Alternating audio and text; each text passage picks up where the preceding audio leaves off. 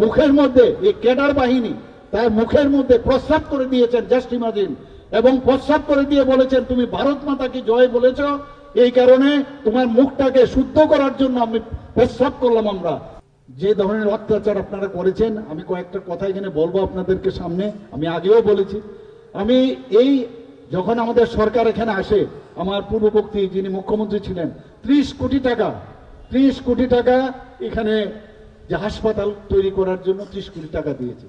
আমি কিছুদিন আগে 30 কোটি টাকা এই এডিসিকে আলাদাভাবে বাজেটের বাইরেও আমি অনেক টাকা ওনাদেরকে দিয়েছি।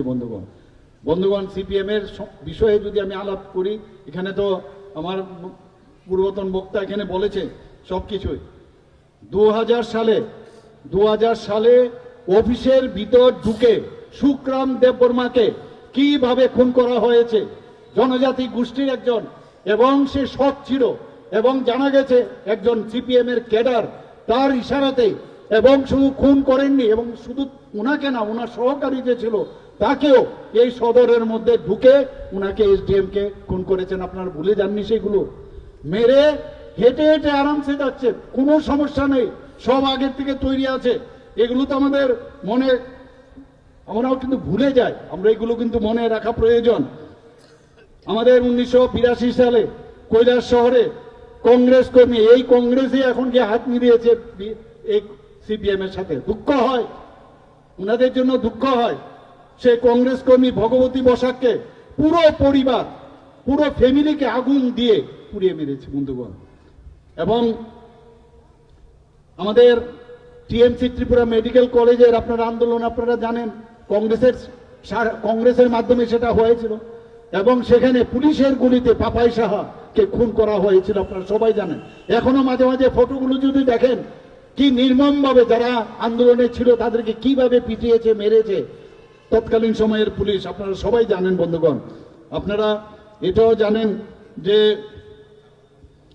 আমাদের যে অলোক দেব, উনি কি করেছেন, ভারত মাতা কি জয় এই কথা বলেছেন ছাত্র যুব মোর্চার নেতা অলোক দেব, এবং সে যেহেতু ভারত মাতা জয় এই কথাটা বলেছেন, মুখের মধ্যে এই ক্যাডার বাহিনী তার মুখের মধ্যে প্রস্রাব করে দিয়েছেন, জাস্ট ইমাজিন, এবং প্রস্রাব করে দিয়ে বলেছেন তুমি ভারত মাতাকে জয় বলেছ, এই কারণে তোমার মুখটাকে শুদ্ধ করার জন্য আমি প্রস্রাব করলাম আমরা।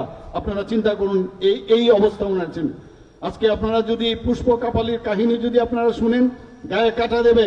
7 মাসের অন্তঃসত্ত্বা পুষ্প কাপালি, তাকে পার্টি অফিসে ডেকে নিয়ে তার পেটে বারবার লাথি মেরেছে, আর আজকে ওরা গণতন্ত্রের কথা বলে। এবং সেখানে কারণ কি, সে বিজেপির টিকেটে নির্বাচনে লড়েছিল, সেই কারণে তার সেখানেই গর্ভপাত হয়। এবং তাকে কতটুকু মানে অত্যাচার করলে, এই যে নৃশংসভাবে তাকে যেভাবে তারা অত্যাচার করেছে সবাই জানে। 62 বছর বয়স্কা বিজেপি প্রার্থী, আমি নামটা নাই বললাম, নামগুলো আমি অন্য নাম নেব না আমি, শ্যাম ভট্টাচার্য, তার বাড়ির ভিতর ঢুকে সিপিএম আশ্রিত গুন্ডা বাহিনী, এই বিজেপি যে সমর্থক, তাকে দর্শন করে তার লালসা মেটায় এই কমিউনিস্ট দর্শকরা, এবং তাকে দর্শন করে তাকে মেরেও ফেলেছে। এখানে আমাদের মাননীয় বিধায়ক এখানে আছেন, উনি খুব ভালো করে জানেন কল্যাণপুরের ঘটনা, উনি সব জানেন। আমি কল্যাণপুরেও কিছুদিন আগে গিয়েছিলাম।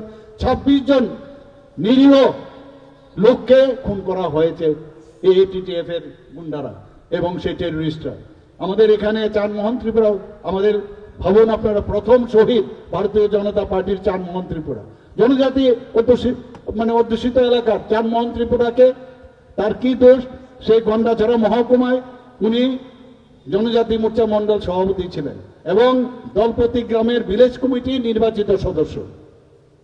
যখন মোদীজি 2014-তে সারা ভারতবর্ষের মধ্যে এমন একটা অবস্থা করেছে, ভয় পেয়ে গেল, এবং যেহেতু এই সিপিএম এর আমলে এরকম একটা নির্বাচিত কি করে হয়, তাকে খুন করার ষড়যন্ত্র করেছে বন্ধুগণ। ওই এলাকার যিনি এমএলএ ছিলেন তার নির্দেশে সেই খুন করা হয়েছে। কি বলেছেন, তাকে ডেকে নিয়ে ওকে কিছু লোক গেল, গিয়ে বললো যে তোমাকে ওই বিধায়ক বলছে যাওয়ার জন্য। এরপর আর তার কিন্তু শরীর আর সুস্থ শরীরে সে ফিরে আসেননি। কি বলেছেন, সে নাকি উজাগিরি করতেন, এবং সেই উজাগিরি করাতে একজন পাগলকে সে আগুন দিয়ে সে নানারকম ছেঁকাছুকি করছিলেন, এতে নাকি ওই পাগল খেপে গিয়ে ওকে মেরেছে। কিভাবে প্ল্যানিং করে বন্ধুগণ, আপনারা ভাবুন, এগুলো নিয়ে কথা বলা প্রয়োজন, ভুললে চলবে না। দাঙ্গা কিভাবে ওনাদের সময় 80 দাঙ্গা করেছে, 3000-এর মতো লোক মারা গেছে, জাতি জনজাতি। তো এদের সময় এইখানে এটিটিএফ, এনএলএফটি এবং এই ধরনের টেররিস্টরা এখানে জন্মগ্রহণ করেছে। নিপেন বাবু কি বলেছেন, যে আমি যদি জনজাতি হতাম তাহলে আমি উগ্রপন্থী হতাম। আপনাদের মনে আছে? আর কি অবস্থাটা ছিল নর্থ ইস্টার্ন জোনে, ত্রিপুরাতে কি অবস্থাটা ছিল। আর মাননীয় প্রধানমন্ত্রীজি এবং আমাদের গৃহমন্ত্রীজি এবং আমাদের ত্রিপুরা সরকার মিলে ওরা যে সৃষ্টি করেছে, সেই সৃষ্টিগুলোকে আমরা তাদের মানে মূল স্রোতে আমরা ওনাদেরকে ফিরিয়ে এনেছি। প্রায় 11টা থেকে 12টা এখানে নর্থ ইস্টার্ন জোনে অ্যাকর্ড হয়েছে। আজকে পুরো নর্থ ইস্টার্ন জোনে শান্তি প্রতিষ্ঠিত হয়েছে, ত্রিপুরাতেও শান্তি প্রতিষ্ঠিত হয়েছে। আপনারা শান্তি চান কি চান না? শান্তি চান কি শান্তি চান না?